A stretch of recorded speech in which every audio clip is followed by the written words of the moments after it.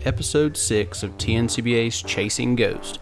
This episode is brought to you by Knoxville TVA Employees Credit Union.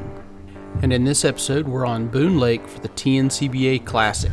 We're going to be discussing cold fronts and how these fish set up and how things changed throughout the day as it warmed up.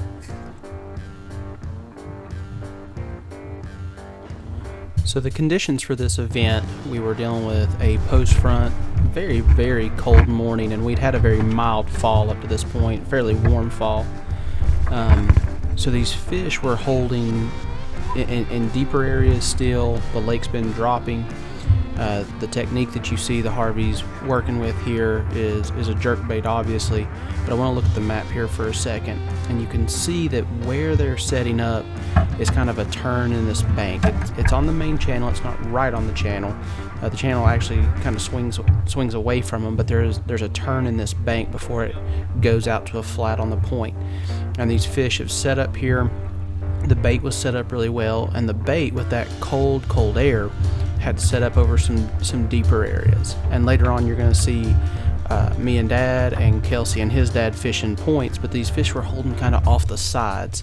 And later on in the day they kind of moved up on those points, but they were still kind of off to the side of those points or near the deeper water where that cold air and that drop in water temperature had pushed them away from those flats a little bit and away from being right on top of those points.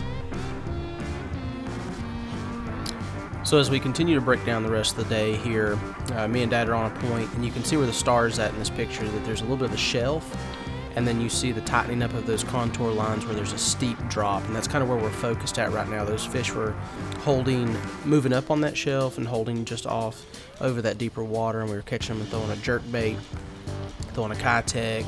Dad drops down on one with a Demiki. But again, those were the kinds of areas that we're looking at, and as we continue to look through these other pictures, you're going to see a lot of similarities in the locations where these individuals were catching their fish and how these fish were setting up with that cold front and the way those fish were moving around the bait and where it was located as well.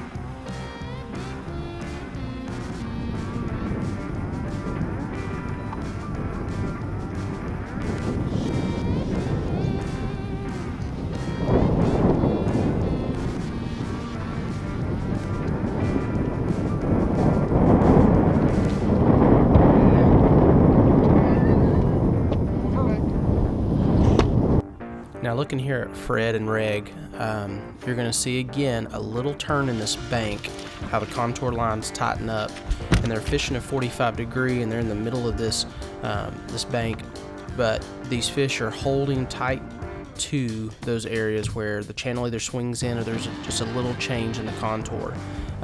Whenever you see those lines tighten up on a contour, now there is a lot of rock here, but if say you're fishing an underwater point, if you see those contour lines tighten up, that's going to tell you, one, that there's some hard bottom there, but two, it's also great for the fish because they're able to move up and down easily in the water column where those steeper banks are.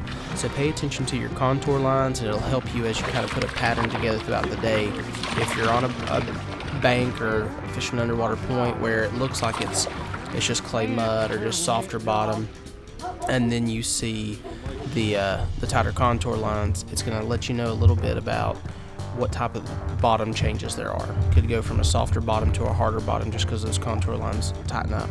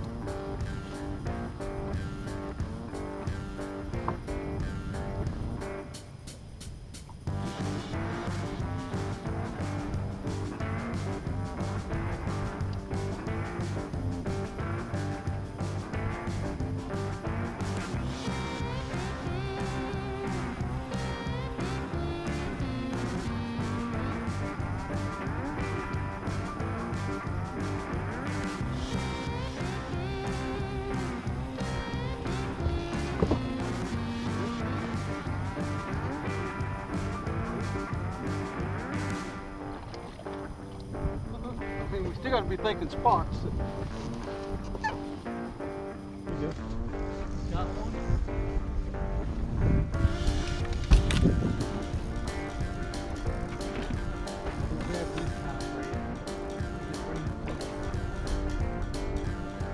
That's not keys, I only got the spot.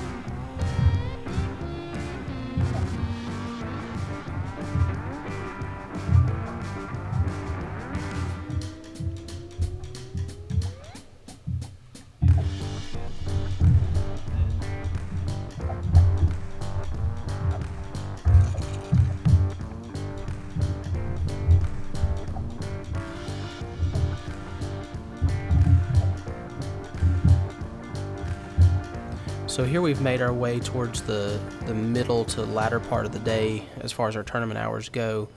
And the bite really did pick up for me and Dad, and then also for the Harveys as well. You're going to see Fred and Red catch their biggest fish of the day here later in the day. And that's one thing to keep in mind with these cold fronts is you're going to have a cold morning. You'll still have that early morning bite like we talked about, but you're going to have a secondary bite come around once that air temperature starts to warm up, that sun's beating down on this water.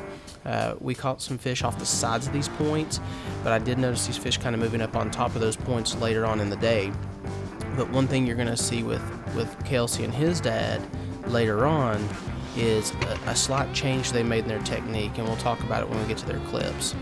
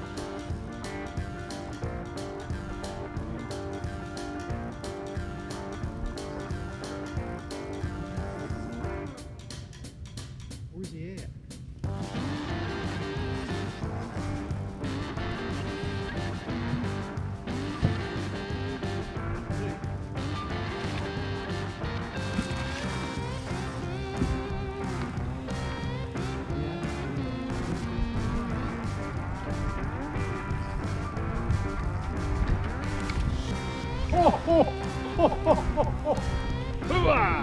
man. All day long, and there you go, buddy. I've been waiting to see it. All day long, and there he is. Can't believe it. Can't believe it, man. Hey, it,